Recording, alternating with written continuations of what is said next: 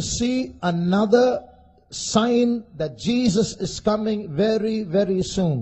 இயேசு சீக்கிரமாக அதிசீக்கிரமாக வருகிறார் என்பதற்கு மற்றொரு அடையாளத்தை இப்பொழுது நாம் பார்க்க போகிறோம். Something that is happening in the world today and has been prophesied in the Bible, and Jesus says, when you see this happening, remember the coming of Jesus is very soon. வேதத்தில் தீர்க்கதரிசனமாய் சொல்லப்பட்டதும் இப்பொழுது சம்பவித்துக் கொண்டிருக்கிறதுமான ஒரு காரியம். இதை பற்றி இயேசு சொல்லும்போது, இது சம்பவிப்பதை நீங்கள் காணும்போது உங்கள் தலைகளை உயர்த்துங்கள், ஏனென்றால் இயேசு சீக்கிரம் வருகிறார். Now look at this map of the Middle East. இந்த மத்திய கிழக்கு நாடுகளை பற்றியதான வரைபடத்தை கவனியுங்கள். This is Israel. இதுதான் இஸ்ரவேல் தேசமா இருக்கு. Now I'm going to show you how different armies are surrounding Israel. எப்படி பல்வேறு தேசங்களின் ராணுவங்கள் இஸ்ரவேலை சூழ்கிறது என்பதை நான் இப்பொழுது உங்களுக்கு சொல்லுகிறேன். We are going to see that the third world war is going to break out in a short while. இன்னும் கொஞ்ச நாட்களில் மூன்றாவது உலக மகா யுத்தம் ஆரம்பிக்க போகிறதை நாம் பார்க்க போகிறோம். The Bible prophesies about that. வேதம் இதை தீர்க்கதரிசனமாக சொல்லுகிறது. Just before that or just after that Jesus will come. இதற்கு சற்று முன்பாக அல்லது இதற்கு சற்று பின்பாக இயேசு வந்து விடுவார். So around the time of the third world war Jesus will come. மூன்றாவது உலக மகா யுத்தம் நடக்கும்போது அந்த காலகட்டத்தில் இயேசு வந்து விடுவார். Then some clever people will say, oh, is that right? Then I'll wait till the third world war. When that starts, I'll get ready to go when Jesus comes. இப்பொழுது சில அதிபுத்திசாலிகள் இப்படி சொல்வார்கள், அப்படியா, நல்ல விஷயம் தானே, மூன்றாவது உலக மகா யுத்தம் வருகிற வரைக்கும் நான் காத்திருப்பேன், அந்த யுத்தம் ஆரம்பிக்கும் போது இயேசு வரும்போது போவதற்கு நான் என்னை ஆயத்தப்படுத்திக் கொள்வேன். Till then I will enjoy. அதுவரைக்கும் நான் என்னுடைய வாழ்க்கையை அனுபவிக்கிறேன். And when the third world war is going to break, I'll get ready. மூன்றாவது உலக மகா யுத்தம் ஆரம்பிக்கிற அந்த காலகட்டத்தில் நான் என்னை ஆயத்தப்படுத்திக் கொள்வேன். What is getting ready? Putting on your clothes and combing your hair and having a bath, is it? ஆயத்தப்படுத்துவது என்றால் என்ன என்று நீங்கள் நினைக்கிறீர்கள்? உங்களுடைய வஸ்திரங்களை கழற்றி வைத்துவிட்டு போய் குளித்துவிட்டு புதிய வஸ்திரங்களை மாற்றுவதுதான் ஆயத்தப்படுத்துதலா? Getting ready means growing in your character. You can't do that in 5 days. ஆயத்தப்படுத்துதல் என்று சொல்லும்போது அது நம்முடைய சுபாவத்தின் வளர்ச்சியை காண்பிக்கிறது. அது 5 நாட்களில் நடைபெறுகிற காரியம் அல்ல. It's not getting your body ready, it's getting your soul ready. இது நம்முடைய சரீரத்தை ஆயத்தப்படுத்துவது அல்ல, நம்முடைய ஆத்துமாக்களை ஆயத்தப்படுத்துவது. So we have just enough time to prepare ourselves. You can't wait for the last moment, you'll be left behind. நாம் கடைசி க்ஷண பொழுதுக்காக காத்திருக்க முடியாது. அப்படி என்றால் நாம் கைவிடப்பட்டு போவோம். இப்பொழுது நமக்கு இருக்கிற சமயம் நம்மை ஆயத்தப்படுத்துவதற்கு மாத்திரம் போதுமானதா இருக்கிறது. Now we're going to see quickly how the third world war, the world events are slowly going to move towards a third world war. இப்பொழுது உலகத்தில் நடைபெறுகிற சம்பவங்கள் எவ்வாறு மூன்றாவது உலக மகா யுத்தத்துக்கு வழிவகுக்க போகிறது, எவ்வாறு அந்த திசையில் போக போகிறது என்பதை நான் உங்களுக்கு சொல்லுகிறேன். This third world war is going to break out because of 3 reasons. இந்த மூன்றாவது உலக மகா யுத்தம் 3 காரணங்களினால் ஆரம்பிக்கும். 1. முதல் காரணம், in Jerusalem, the location where the temple of the Jews was built, there is a mosque now. யூதர்களின் தேவாலயம் கட்டப்பட்டதான அந்த இடத்திலே, எருசலேம் பட்டணத்திலே, அந்த இடத்திலே இன்றைக்கு ஒரு மசூதி இருக்கிறது. And therefore, because of that controversy, the Jews are not able to rebuild their temple. இப்படிப்பட்ட ஒரு சர்ச்சை அங்கே இருக்கிறபடியினால் யூதர்களால் தங்கள் தேவாலயத்தை கட்ட முடியவில்லை. And this is a big issue today. இன்றைக்கு இது ஒரு பெரிய பிரச்சனையாக வெடித்துக் கொண்டிருக்கிறது. So maybe if the Israelites take some wrong decision, immediately war will break out. ஒருவேளை இந்த திசையில் இஸ்ரவேலர்கள் ஏதாவது தவறான முடிவை எடுத்தால் உடனடியாக மூன்றாவது உலக மகா யுத்தம் ஆரம்பிக்கும். Secondly, இரண்டாவதாக, Syria is going to be a cause for the world war.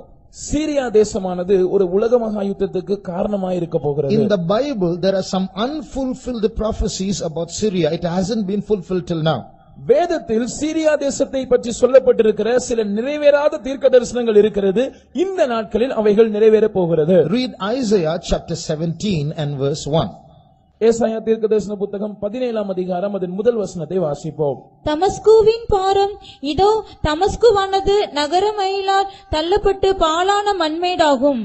The burden of Damascus, behold, Damascus is taken away from being a city, and it shall be a ruinous heap. We have all heard of Damascus. நம்ம எல்லாருக்கும் தமஸ்கு பட்டணத்தை பற்றி தெரியும். Paul was saved on the road to Damascus.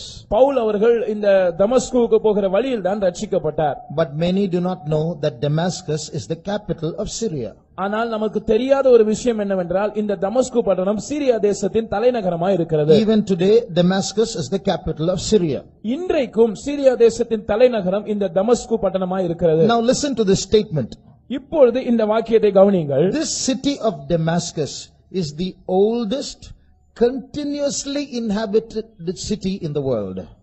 இந்த தமஸ்கு பட்டணமானது உலகத்தில் தொடர்ந்து குடியிருப்பு இருக்கிற மிக பழமையான பட்டணமா இருக்கிறது. I will say it again. This Damascus is the oldest continuously inhabited city in the world. தமஸ்கு பட்டணமானது ஜனங்கள் பூர்வத்திலிருந்தே தொடர்ச்சியாக குடியிருக்கிற பட்டணங்களில் மிக பழமையானதாக இருக்கிறது. In other words, Damascus has never ceased from being a city in its history ever. தன்னுடைய சரித்திரத்தில் ஒருபோதும் தமஸ்கு பட்டணமானது ஒரு பட்டணமாய் ஜனங்கள் குடியிருக்கிற பட்டணமாய் இல்லாமல் இருந்ததில்லை. But this verse says Damascus is going to be taken away from being a city and is going to become a ruinous heap. ஆனால் இந்த வசனம் சொல்லுகிறது தமஸ்குவானது ஒரு நகரமாய் ஒரு பட்டணமாய் இல்லாமல் தள்ளப்பட்டு அது ஒரு பாழான மண்மேடாகும். And what is going to happen? என்ன சம்பவிக்க போகிறது? Read verse 14, the last verse of that chapter. அந்த அதிகாரத்தின் கடைசி வசனமாகிய 14ஆம் வசனத்தை வாசியுங்கள். இதோ சாயங்காலத்திலே கலக்கம் உண்டாக்கும், விடியற் காலத்திற்கு முன் அவர்கள் ஒளிந்து போவார்கள். இது And behold, at evening tide trouble, and before the morning he is not. In the evening trouble, in the morning he is not. சாயங்காலத்திலே கலக்கம் உண்டாகும், காலையிலே அவர்கள் இல்லாமல் போவார்கள். What is the meaning of that? அதனுடைய அர்த்தம் என்ன? Damascus is going to be destroyed overnight. ஒரு இரவிலே தமஸ்கு அழிக்கப்படும். In Isaiah's days, the man who wrote this prophecy, in his days, this was impossible because people fought with stones and arrows and bows. இந்த தீர்க்கதரிசனத்தை உரைத்ததான ஏசாயாவின் நாட்களில் இது சாத்தியப்படாத அசாத்தியமான ஒரு விஷயமா இருந்தது. ஏனென்றால் அந்த நாட்களில் யுத்தங்கள் கற்களை கொண்டும் அம்புகளை கொண்டும் ஈட்டிகளை கொண்டும் செய்யப்பட்டன. But today it is possible for a city to be overthrown or become a ruinous heap overnight. இன்றைக்கு ஒரு பட்டணத்தை கவிழ்ப்பது அல்லது அதை ஒரு பாழான மண்மேடாக்குவது என்பது ஒரு இரவிலே அதை செய்வது ஒரு சாத்தியமான விஷயம்தான். Because we have atom bombs today. ஏனென்றால் இன்றைக்கு அணுகுண்டுகள் இருக்கிறது. So overnight this place, this Damascus is going to be overthrown is the Bible prophecy. It has not yet been fulfilled. It is going to be fulfilled. வேதம் தீர்க்கதரிசனமாக சொல்லுகிறது ஒரே இரவிலே தமஸ்கு கவிழ்க்கப்பட்டு போகும். இது இன்னும் நிறைவேறவில்லை, இது நிறைவேற போகிறது. So it may be that in this year the war will start. ஒருவேளை இந்த ஆண்டில் ஒரு உலக மகா யுத்தம் Not உலக மகா யுத்தம், Israel Syria war. Israel Syria யுத்தம் ஆரம்பிக்கக்கூடிய ஆண்டு இந்த ஆண்டாக இருக்கலாம். So we'll wait and see. நாம் பொறுத்திருந்து பார்ப்போம். The third reason why a third world war is going to this Syria Israel war will escalate and finally result in the third world war. இந்த இஸ்ரவேல் சிரியா யுத்தமானது அது பிரச்சனை பெரிதாகி கடைசியிலே ஒரு உலக மகா யுத்தத்தில் முடிவடையும். Thirdly, மூன்றாவது, today Israel's greatest enemy is Iran. இன்றைக்கு இஸ்ரவேல் தேசத்தின் மிகப்பெரிய சத்துரு ஈரான் தேசமா இருக்கிறது. The president of Iran says Israel should be wiped out of the map of the world. Iran தேசத்தின் ஜனாதிபதி சொல்லுகிற காரியம் என்னவென்றால் இஸ்ரேல் தேசமானது உலக வரைபடத்திலிருந்து துடைத்தெறியப்பட வேண்டும். And Iran is heaping atomic weapons and they have many nuclear reactors and they are making bombs so that this time they are not going to lose. Israel is going to disappear from the world. இந்த முறை யுத்தம் ஏற்பட்டால் Iran தோற்று போகக்கூடாது என்பதற்காகவும் இஸ்ரவேல் தேசம் உலகத்திலிருந்து காணப்படாமல் போக வேண்டும் என்பதற்காகவும் ஈரான் தேசமானது அது அணு ஆயுதங்களை குவித்துக் கொண்டு வருகிறது. அணு ஆயுத தொழிற்சாலைகள் மூலமாக தொடர்ச்சியான அணு ஆயுதங்களை தயாரித்துக் கொண்டு வருகிறது. So Israel has made special planes with huge petrol tanks to travel from, see how far Israel is. When they start from Israel, they have to cross the country called Jordan, go to Iraq, go to Iran, throw bombs there and come back all the way. So they have to need extra huge petrol tanks. இதற்காக விசேஷித்தமான பிரத்யேகமான போர் விமானங்களை, பெரிய பெரிய petrol டாங்குகள் உள்ளதான போர் விமானங்களை இஸ்ரவேல் தேசம் தயார்படுத்திக் கொண்டிருக்கிறது. ஏனென்றால் வெகு தொலைவு 2 நாடுகளை கடந்து சென்று ஈரானுக்கு போய் குண்டுகளை வீசிவிட்டு திரும்பி வருவதற்கு வசதியாக அப்படி செய்கிறது. So once again Israel might plan a preemptive strike and throw bombs on Iran and come, and therefore World War III will start. ஒருவேளை இப்படி நடக்கலாம். இஸ்ரவேல் தேசம் வழக்கம் போல முன்னெச்சரிக்கையான தாக்குதல் நடத்த முற்பட்டு ஈரான் தேசத்தை தாக்கலாம். அப்படி தாக்கினால் மூன்றாவது உலக மகா யுத்தம் நடக்கும். Now, who will form the 2 factions of World War III is written in the Bible. இந்த மூன்றாவது உலக மகா யுத்தத்தில் நேர் எதிர் அணியில் எந்தெந்த நாடுகள் இருக்கும் என்பதை வேதம் தீர்க்கதரிசனமாக சொல்லுகிறது. How the war will start, how it will stop, and is all written there. இந்த யுத்தம் எப்படி ஆரம்பிக்கும், அதனுடைய முடிவு எப்படி இருக்கும், எல்லாம் வேதத்தில் சொல்லப்பட்டிருக்கிறது. Turn to Ezekiel chapter 38. எசேக்கியேல் 38ஆம் அதிகாரத்துக்கு திரும்பி வாருங்கள். And read verse 2. 2ஆம் வசனத்தை வாசியுங்கள். மனுபுத்திரனே, மேசேக் தூபால் ஜாதிகளின் தலைமையான அதிபதியாகிய மாகோகு தேசத்தானான கோகுக்கு எதிராக நீ உன் முகத்தை திருப்பி அவனுக்கு விரோதமாக தீர்க்க தரிசனம் உரைத்து, Son of man, set thy face against Gog, the land of Magog, the chief prince of Meshech and Tubal, and prophesy against him. See, here are some very strange names. இங்கே சில வினோதமான பெயர்களை நாம் பார்க்கிறோம். What these names are, we have to find out. இந்த பெயர்கள் என்ன என்பதை நாம் கண்டுபிடிக்க வேண்டும். Look at these 3 names: Magog, Meshech, Tubal. இந்த 3 பெயர்களை நீங்கள் பாருங்கள். Magog, Meshach, Tubal. Now turn to Genesis chapter 10 ஆதியாகமம் 10ஆம் அதிகாரத்துக்கு திருப்பி and read verse 2. 2ஆம் வசனத்தை வாசிப்போம். யாப்பேத்தின் குமாரர் கோமார், மாகோகு, மாதாய், யாவான், தூபால், மேசேக்கு, தீராஸ் என்பவர்கள். The sons of Japheth, Gomer and Magog and Madai and Javan and Tubal and Meshech and Tyrus. So you see, these 3 names appear as the children of Japheth, the son of Noah. இந்த 3 பெயர்களும் நோவாவின் குமாரனான யாப்பேத்தின் குமாரர்களாக இந்த வசனத்தில் குறிக்கப்படுகிறதை நாம் பார்க்கிறோம். So as these people increased and became tribes, they started moving in a certain direction and settled down. இந்த ஜனங்கள் அவர்கள் பழுகி பெருகி கோத்திரங்களாக மாறின போது ஒரு குறிப்பிட்ட திசைக்கு நேராக பிரயாணப்பட்டு அங்கே அவர்கள் குடிபெயர்ந்தார்கள். So you have to ask the ethnologists that they are the ones who study how nations are born, how they moved in directions, where they settled down, etc. இப்படி இனங்களை பற்றி, தேசங்களை பற்றி, அவைகளின் துவக்கம் எப்படி இருந்தது, அவைகள் பூர்வத்தில் எங்கே இருந்தார்கள், எங்கே குடிபெயர்ந்தார்கள் என்பதெல்லாம் ஆராய்ச்சி செய்கிறவர்களிடத்திலே நீங்கள் இதை பற்றி கேட்பீர்கள் என்றால், they say that these sons of Japheth, that is Meshech, Tubal, Magog, all moved to and settled down in that place which today is called Russia. இந்த யாப்பேத்தின் குமாரராகிய மாகோகு, தூபால், மேசேக் என்பவர்கள் இவர்கள் எல்லாரும் குடிபெயர்ந்து ஒரு இடத்தில் போய் அவர்கள் குடியமர்ந்தார்கள். அந்த இடம் இன்றைய ரஷ்யா தேசமா இருக்கிறது. In fact, in that same Ezekiel 38:2, எசேக்கியேல் 38ஆம் அதிகாரம் 2ஆம் வசனத்திலே நாம் வாசிக்கும்போது, we read the chief prince of Meshech and Tubal. The word chief is Rosh, which is from which the word Russia comes. ஜாதிகளின் தலைமையான அதிபதி என்று அங்கே சொல்லப்பட்டிருக்கிறது. அங்கே அந்த தலைமை என்று சொல்லுகிற வார்த்தை ராஷ் என்று அழைக்கப்படுகிறது. இந்த வார்த்தையிலிருந்து தான் ரஷ்யா என்கிற பெயர் வந்தது. And the word Gog is a name, as a title of the ruler of Magog, the area of Russia. ரஷ்யாவில் இருக்கிறதான மாகோக் என்கிற அந்த இடத்திலே ஆளுகை செய்கிற அந்த ராஜாவினுடைய பெயர் தான் கோகாக இருக்கிறது. So Magog is a place, Gog is a title of a king, the ruler.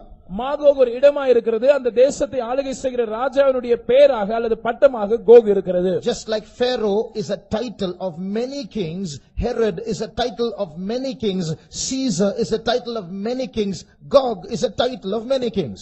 எப்படி எகிப்தின் अनेक ராஜாக்கள் அவர்கள் பார்வோன் என்று அவர்களுக்கு பட்டம் இருந்ததோ, எப்படி ஏரோது என்கிற பட்டம் இருந்ததோ, எப்படி ராயன் என்கிற பட்டம் இருந்ததோ, அதே போல अनेक ராஜாக்கள் கோக் என்கிற பட்டத்தை உடையவர்களாக இருக்கிறார்கள். So God says, I am prophesying against you. கர்த்தர் சொல்லுகிறார், நான் உனக்கு விரோதமாக தீர்க்கதரிசனம் சொல்லுகிறேன். And in verse 4 God says, I'm going to put jaws in your hooks into your jaws and I'm going to drag you towards Israel. நான்காம் வசனம் சொல்லுகிறது, நான் உன் வாயில் துறடுகளை போட்டு உன்னை இஸ்ரவேலுக்கு நேராக இழுத்து கொண்டு வரப்போகிறேன். And Persia and Ethiopia and Libya, they're all going to come with you. உன்னோடு கூட பெர்சியரும் எத்தியோப்பியரும் லீபியரும் வருவார்கள். So which means with Russia, many other countries of today which are called by ancient names in the Bible are going to join with Russia and go towards Israel. தங்களுடைய ஆதி நாட்களில் இருந்ததான பெயரினால் அழைக்கப்படுகிற அநேக நாடுகள் வேதத்திலே குறிப்பிடப்பட்டிருக்கிறது. அவைகள் ரஷ்யாவோடு கூட சேர்ந்து இஸ்ரவேல் தேசத்துக்கு விரோதமாக யுத்தத்தில் கலக்கும். Verse 8 says, this shall happen in the latter years. இது பின் நாட்களில் சம்பவிக்கும் என்று 8ஆம் வசனம் சொல்லுகிறது. So this is what is going to happen as a third world war. இதுதான் மூன்றாவது உலக மகா யுத்தமாக நடக்க போகிறது. Now there are different nations. I'm going to just mention one nation that is present today that is going to join Russia in this battle. இன்றைக்கு இருக்கிறதான ஒரு நாடு ரஷ்யாவோடு அது யுத்தத்தில் இஸ்ரவேலுக்கு விரோதமாக சேர்ந்து கொள்ள போகிறது. அந்த நாட்டை நான் உங்களுக்கு குறிப்பிட்டு சொல்லுகிறேன். Read verse 5. 5ஆம் வசனத்தை வாசியுங்கள். அவர்களோட கூட பெர்சியரும் எத்தியோப்பியரும் Persia. So Persia is one country that is going to join with Russia and go to the battle against Israel. இந்த பெர்சியா தேசமானது ரஷ்யாவோடு சேர்ந்து கொண்டு இஸ்ரவேலுக்கு விரோதமாக யுத்தம் செய்ய போகிறது. Verse 8 says they are going to go towards Israel. 8ஆம் வசனம் சொல்லுகிறது, அவர்கள் இஸ்ரவேலுக்கு நேராக அவர்கள் பிரயாணப்படுவார்கள். Now listen. கவனியுங்கள். In the year 1935, 1935ஆம் வருஷத்தில், till 1935 Persia was Persia. In 1935, just like Bharat and Hindustan became India, Persia changed its name. 1935ஆம் ஆண்டு வரைக்கும் பெர்சியா தேசம் என்றுதான் அழைக்கப்பட்டது. ஆனால் எப்படி பாரத் இந்துஸ்தான் என்கிற பெயர் மாறி இந்தியா தேசம் என்று பெயரிடப்பட்டிருக்கிறதோ அதே போல பெர்சியா தேசமும் பெயர் மாற்றம் அடைந்தது. In the year 1935, the country of Persia became known as Iran. 1935ஆம் வருஷத்தில் பெர்சியா தேசம் இனி ஈரான் என்று அழைக்கப்பட்டது. So this Bible says that Russia and Persia are going to join with many countries and travel towards the mountains of Israel with their armies. இந்த வேதம் சொல்லுகிற காரியம் என்னவென்றால், இந்த ரஷ்யா தேசமும் இந்த பெர்சியா தேசமும் இன்னும் அநேக நாடுகளை சேர்த்துக் கொண்டு இஸ்ரவேல் தேசத்தின் மலைகளுக்கு விரோதமாய் அவைகள் தங்கள் ராணுவங்களை சேர்த்துக் கொண்டு போக போகிறது. See, all this is Golan Heights. These are mountains. இந்த கோலன் ஹைட்ஸ் என்று சொல்லப்படுகிற இடம் அது மலைப்பகுதியா இருக்கிறது. The entire area there are so many mountains. அந்த கோடிட்டு காண்பிக்கப்படுகிற பகுதி எல்லாம் முழுவதும் மலைப்பகுதியா இருக்கிறது. Russia is this portion. Russia அந்த பகுதியா இருக்கிறது. So Russia and Iran and many countries will join together, form a coalition army and march towards Israel, crossing these mountains. ரஷ்யாவும் ஈரானும் இன்னும் அதை சுற்றி இருக்கிற அநேக நாடுகளும் ஒன்று சேர்ந்து ஒரு கூட்டு ராணுவமாக இந்த மலை பிரதேசத்தை நோக்கி தங்களுடைய ராணுவத்தை அனுப்ப போகிறது. And what is going to happen? சம்பவிக்க போகிறது என்ன? As they come near Israel, அவர்கள் இஸ்ரவேல் தேசத்தை நெருங்கி வரும்போது they are saying to themselves, it's very easy, just cross the mountains of Israel. There are no fortresses, no fortifications, no walls. It's easy to take over Israel, they will say. அவைகள் சொல்ல போகிற காரியம் என்னவென்றால், இஸ்ரவேல் தேசத்தை நாம் எளிதாக கைப்பற்றி விடலாம், இந்த மலைகளை மாத்திரம் நாம் கடந்தால் போதும், இஸ்ரவேல் தேசத்துக்கு எந்தவித மதில்களும் கிடையாது, எந்த பாதுகாப்பும் கிடையாது, அரண்களும் கிடையாது, இது சுலபமான வெற்றியா இருக்கும் என்று சொல்லுவார்கள். Because there's lack of time, I'm skipping some details. நேரம் குறைவா இருக்கிறபடினால் சில விளக்கங்களை நான் தவிர்க்கிறேன். Now at this time, when one faction, one group of armies is joining together to come against Israel, who will support Israel? இப்படி ஒரு கூட்ட தேசங்கள் தங்கள் ராணுவத்தை ஒன்று சேர்த்து கூட்டு ராணுவமாக உண்டாக்கும் போது இஸ்ரவேலுக்கு ஆதரவாக யார் வருவார்? Till now, Israel is supported by America, Britain and some European English speaking countries. இதுவரைக்கும் இஸ்ரவேல் தேசத்துக்கு ஆதரவாக இருந்து வருகிற நாடுகளில் முக்கியமான நாடுகள் அமெரிக்க தேசம், இங்கிலாந்து தேசம் மற்றும் சில ஐரோப்பிய தேசங்களா இருக்கின்றன. In verse 13 you will see those countries that are supporting Israel. இப்பொழுது 13ஆம் வசனத்திலே இஸ்ரவேல் தேசத்துக்கு ஆதரவு கொடுக்கிற சில தேசங்களை நாம் அங்கே வாசிக்கிறோம். Sheba and Dedan refer to some Gulf countries that will support Israel. சேபா மற்றும் தேதான் தேசங்கள் சில வளைகுடா நாடுகளை குறிக்கின்றன. இவைகள் இஸ்ரவேலுக்கு ஆதரவாய் இருக்கும். And then we read of the merchants of Tarshish. அதற்கு பிற்பாடு தர்ஷீஷின் வர்த்தகரை குறித்து நாம் வாசிக்கிறோம். Which place is Tarshish? Tarshish என்பது எந்த இடம்?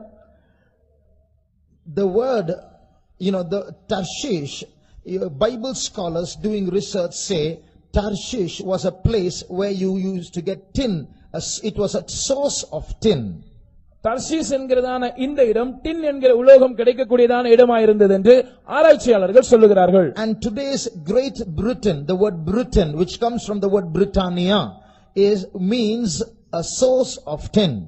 இன்றைக்கு இருக்கிறதான பிரிட்டன் அல்லது பிரிட்டானியா என்கிற பெயரிலிருந்து இதனுடைய பெயர் வருகிறது. இந்த பிரிட்டானியா என்கிற வார்த்தைக்கு அர்த்தம் இந்த டின் கிடைக்கக்கூடிய ஒரு இடம். So Bible scholars say that Great Britain is Tarshish. வேத அறிஞர்கள் சொல்லுகிறார்கள் இந்த கிரேட் பிரிட்டன் நாடுதான் அது டார்ஷிஷ் ஆய் இருக்கிறது. So here in this verse in Ezekiel chapter 38 and verse 13 we read that Tarshish and the young lions thereof. இங்கே இந்த 38ஆம் அதிகாரத்தின் 13ஆம் வசனத்திலே நாம் வாசிக்கிறோம் தர்ஷீஷின் வர்த்தகரும் அதனுடைய பாலசிங்கங்களும். What is that? அதன் அர்த்தம் என்ன? Great Britain is that place where you see the English speaking countries. Great Britain என்று சொல்லப்படுகிற அந்த பகுதியில் தான் ஆங்கிலத்தை பேசுகிற நாடுகள் உண்டு. So from this Great Britain people migrated to America, Canada, Australia. Those are English speaking countries. இந்த கிரேட் பிரிட்டனிலிருந்து தான் அமெரிக்கா, கனடா மற்றும் ஆஸ்திரேலியா போன்ற நாடுகளுக்கு ஜனங்கள் குடிபெயர்ந்து சென்றார்கள். இப்பொழுது அவைகளும் ஆங்கிலம் பேசுகிற நாடுகளாய் இருக்கின்றன. They are the young lions of Tarshish. இவர்கள் தான் தர்ஷீஷின் பாலசிங்கங்களாய் இருக்கிறார்கள். So these are the factions that are supposed to support Israel. இவைகள் தான் இஸ்ரவேல் தேசத்துக்கு ஆதரவு கொடுக்க வேண்டியவைகளாய் இருக்கிறதான கூட்டங்கள். But very sad. ஆனால் துக்கமான விஷயம், when Russia and Iran and those countries are taking their armies towards Israel. ரஷ்யாவும் ஈரானும் அதனுடைய கூட்டு நாடுகளும் தங்களுடைய ராணுவத்தை இஸ்ரவேல் தேசத்தை நோக்கி செலுத்தும் போது America and Britain will not take their armies to support Israel because they know it's going to be a terrible loss if we go and lend our hand to support Israel. அமெரிக்காவும் great Britain நாடும் ஒருபோதும் தங்களுடைய ராணுவத்தை இஸ்ரவேலுக்கு உதவியாக அனுப்பாது. ஏனென்றால் அவர்களுக்கு நன்றாக தெரியும் நாம் இஸ்ரவேல் தேசத்துக்கு உதவிக்கரம் நீட்டினால் அது மிக பயங்கரமான ஒரு சேதத்தை விளைவிக்கும். So they will only offer verbal support, verbal resistance, not literal resistance. எனவே அவர்கள் எழுத்தின்படியாய் இந்த கூட்டு நாடுகளை எதிர்க்க மாட்டார்கள், வாய்மொழியில் தங்களுடைய எதிர்ப்பை தெரிவிப்பார்கள், அவ்வளவுதான். Read verse 13. 13ஆம் வசனத்தை வாசியுங்கள். சேபா தேசத்தாரும் தேதான் தேசத்தாரும் தர்ஷீஷின் வர்த்தகரும் அதனுடைய பாலசிங்கங்களான அனைவரும் உன்னை நோக்கி நீ கொள்ளையிட அல்லவோ வருகிறாய் என்றும் நீ சூறையாடி வெள்ளியையும் பொன்னையும் ஆஸ்தியையும் எடுத்துக் கொள்ளுகிறதற்கும் ஆடுகளையும் மாடுகளையும் பிடிக்கிறதற்கும் மிகவும் கொள்ளையிடுகிறதற்கும் அல்லவோ உன்னுடைய கூட்டத்தை கூட்டினாய் என்றும் சொல்லுவார்கள். Sheba and Dedan and the merchants of Tarshish with all the young lions thereof shall say unto thee, art thou come to take a spoil? Hast thou gathered thy company to take a prey, to carry away silver and gold, to take away cattle and goods, to take a great spoil? So their resistance is only going to be in words. Their leaders will say, no, you should not do that. We oppose it and we resist it. But they will do nothing about it. இந்த நாடுகளின் தலைவர்கள் இவர்கள் தங்கள் எதிர்ப்பை வாய்மொழியில் மாத்திரமே தெரிவிப்பார்கள். நீங்கள் அப்படி எல்லாம் செய்யக்கூடாது, நாங்கள் இதற்கு கடுமையான எதிர்ப்பு தெரிவிப்போம் என்றெல்லாம் அறிக்கை வெளியிடுவார்கள், அவ்வளவுதான், வேற எதுவும் செய்ய மாட்டார்கள். So what is happening? Poor Israel is caught alone. எனவே சம்பவிக்கிற காரியம் என்னவென்றால் பாவப்பட்ட இந்த இஸ்ரவேல் தேசம் தனியாக அகப்பட்டுக் கொண்டது. Now they are going to be destroyed. இப்பொழுது அவர்கள் அழிக்கப்பட போகிறார்கள். At this time what happens? இந்த நேரத்தில் சம்பவிக்கிறது என்ன? From Russia, from Iran, they will come down and go towards Israel. ரஷ்யாவிலிருந்தும் ஈரானிலிருந்தும் அவர்கள் ஒன்று சேர்ந்து இஸ்ரவேல் தேசத்தை நோக்கி பிரயாணப்படுவார்கள். And they will climb up those mountains. இந்த மலை பிரதேசங்களில் அவர்கள் ஏறுவார்கள். And they say, now we are going to finish Israel forever. இப்பொழுது அவர்கள் சொல்லுவார்கள், இப்பொழுது ஒரேடியாக இஸ்ரவேல் தேசத்தை நாங்கள் தொலைத்து போட போகிறோம். At that time when nobody is coming to help Israel, இந்த நேரத்தில் ஒருவருமே இஸ்ரவேலின் உதவிக்கு வராமல் இருக்கும்போது, remember in the beginning we read a key verse. நாம் ஆரம்பத்தில் ஒரு மூல வசனத்தை வாசித்தோம், அதை ஞாபகம் வைத்துக் கொள்ளுங்கள். In that day I will make Jerusalem a burdensome stone to all people, though the whole earth be assembled against it, they shall be cut in pieces. அந்த நாளில் நான் எருசலேமை எல்லா ஜனங்களுக்கும் ஒரு பாரமான கல்லாக்குவேன், அவர்கள் முழு உலகமும் அதற்கு விரோதமாய் கூட்டம் கூடினாலும் அவர்கள் துண்டாடப்படுவார்கள். Now we are not supporting Israel, நாம் இஸ்ரவேல் தேசத்தை ஆதரிக்கிறதில்லை, but we are happy because it has a spiritual application in our life. நம்முடைய சந்தோஷம் என்னவென்றால் இதற்கு ஒரு ஆவிக்குரிய கருத்து இருக்கிறது. It's because we are spiritual Jerusalem, and just like the Lord defends the literal Jerusalem, He is going to defend us.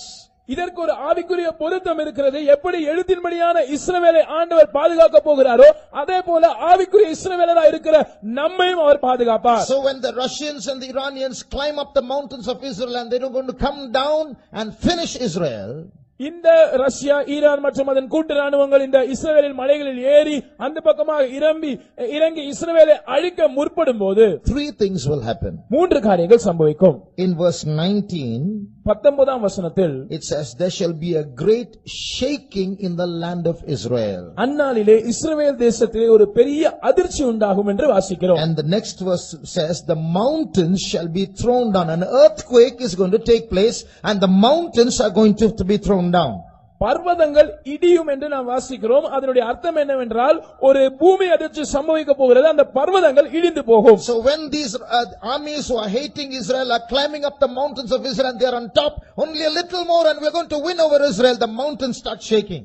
இந்த கூட்டு ராணுவங்கள் இஸ்ரவேல் தேசத்துக்கு விரோதமாய் வந்து அவர்களுடைய மலைகளில் ஏறி அதன் மேல் நின்று கொண்டு இன்னும் கொஞ்ச தூரம் தான் வெற்றி பக்கத்தில் இருக்கிறது, நாங்கள் இஸ்ரவேலை கைப்பற்ற போகிறோம் என்று சொல்லும் போது ஒரு பூமி அதிர்ச்சி உண்டாகி அந்த மலைகள் இடிய ஆரம்பிக்கும். That's the first thing that will happen.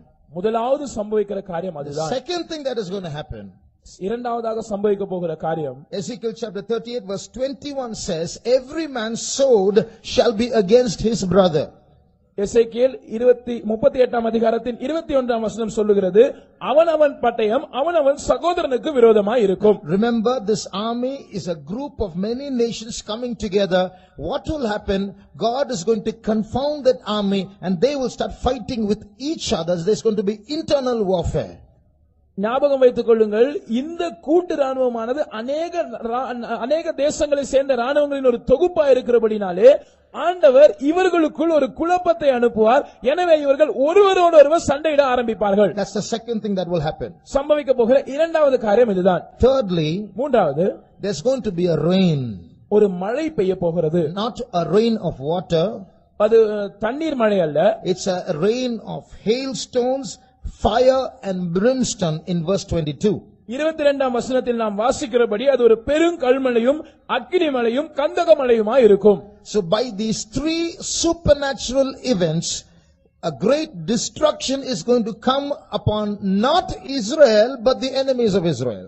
இயற்கைக்கு அப்பாற்பட்ட இந்த மூன்று நிகழ்வுகளினால் இஸ்ரவேலுக்கு அல்ல, இஸ்ரவேலின் சத்துருக்களுக்கு ஒரு பேரழிவு உண்டாகும். As a result of these three supernatural events, what is going to happen? இந்த மூன்று இயற்கைக்கு அப்பாற்பட்ட சம்பவங்களினால் சம்பவிக்க போகிறது என்ன?